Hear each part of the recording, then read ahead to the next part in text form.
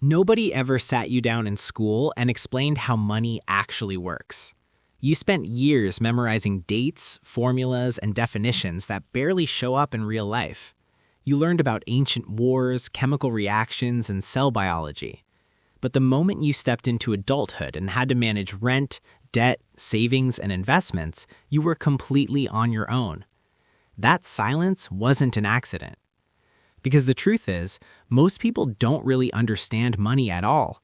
Recent surveys show that a huge portion of adults struggle with basic financial concepts. In any random group of people, several are quietly making decisions that are holding them back financially without even realizing it. And that's not because they're lazy or unintelligent. It's because nobody ever taught them how money actually works. I've spent years studying why people with similar incomes end up in completely different financial situations. Some build stability and wealth over time. Others feel stuck, stressed, and paycheck to paycheck no matter how hard they work. The difference usually isn't income, luck, or rich parents. It's financial literacy. In this video, we're going to cover the fundamentals that should have been taught in school but never were. You'll learn how to understand your real financial position, how to set goals that actually matter, how to manage money without feeling deprived, how to escape bad debt, and how to start building long-term wealth even if you're starting from zero. This isn't advice for people making six figures. This is for real life, real budgets, and real constraints. If you've ever felt confused, overwhelmed, or frustrated by money, stay with me. This might change how you think about your finances forever. Step 1. Know where you actually stand. Most people think they know their financial situation. Very few actually do. And trying to improve your finances without knowing your starting point is like using a GPS without your location turned on. There are 3 numbers that define your real financial reality. First, net worth. This is everything you own minus everything you owe. Add up your cash, savings, investments, car value, and property. Then subtract debts like credit cards, student loans, car loans, and mortgages.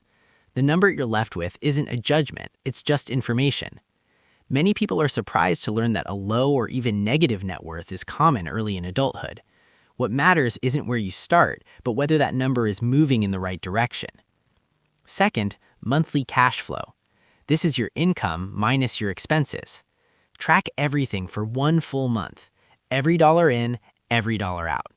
This single exercise often reveals spending patterns people never noticed before. If the number is positive, you have room to grow. If it's negative, that's why debt keeps piling up. If it's 0, you're surviving, not building. Even a small surplus matters. A few $100s invested consistently over decades can grow into hundreds of thousands. Cash flow is quiet power.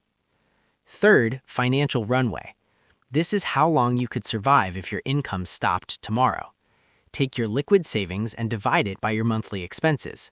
That's your buffer against chaos. Even 1 month of runway puts you ahead of millions of people, and having it changes how you think, work, and make decisions. Step 2. Set goals that connect to real life. Most financial goals fail because they're disconnected from reality. Saving money for the sake of saving doesn't motivate anyone. What actually matters is what money gives you. Security, freedom, options. Maybe you want breathing room. Maybe you want flexibility in your career. Maybe you want to stop worrying about every unexpected expense. Once you know what you want your life to look like, you can reverse engineer the numbers.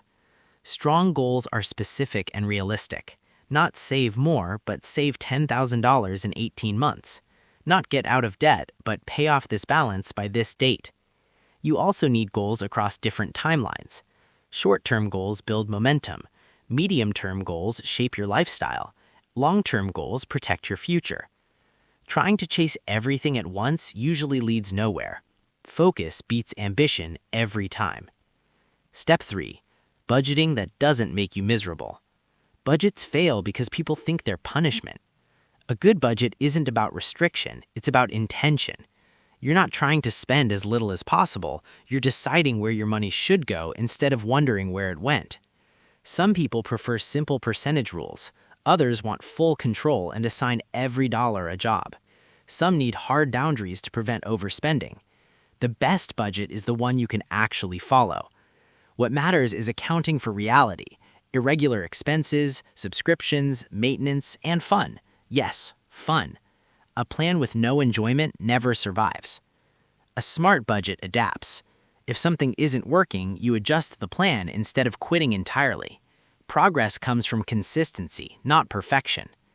Step 4. Saving for when life goes wrong. An emergency fund isn't exciting, it's insurance against panic. Without one, every surprise turns into debt. A repair, a medical bill, a job loss, they all become long-term problems when there's no buffer. You don't need to start with months of savings. Start with something. Even small automated contributions add up faster than you expect. Keep emergency money accessible but separate. Not invested, not locked away, just available when you need it. The peace of mind alone is worth it. Step 5. Understanding debt and escaping it. Debt is a tool, but most people are using the wrong ones. Some debt can help you grow. Much of it quietly holds you back. High-interest consumer debt is the biggest obstacle to building wealth. The math is brutal and the opportunity cost is massive. There are different payoff strategies, but the most important rule is simple. Stop digging while you're climbing out. Debt freedom isn't just about numbers, it's about behavior. Until the habits change, balances tend to come back. Step 6. Investing without the hype. Investing isn't gambling, and it's not reserved for the wealthy. At its core, investing is letting your money grow while you live your life. Time matters more than amount. Starting early with small contributions almost always beats starting late with large ones. Compound growth rewards patience, not brilliance.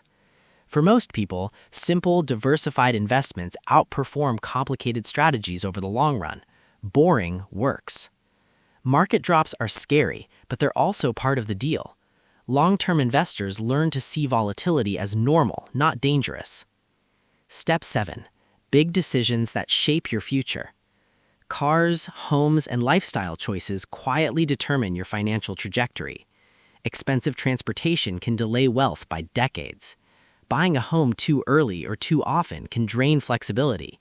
Renting isn't failure. Buying isn't automatically success. Every major decision has trade-offs. The question isn't, is this normal? It's what does this cost me over time? Step 8. Retirement is about freedom, not age. Retirement planning isn't about stopping work someday. It's about buying options. The earlier you invest, the more choices you gain later, whether that's leaving a toxic job, starting something new, or retiring early.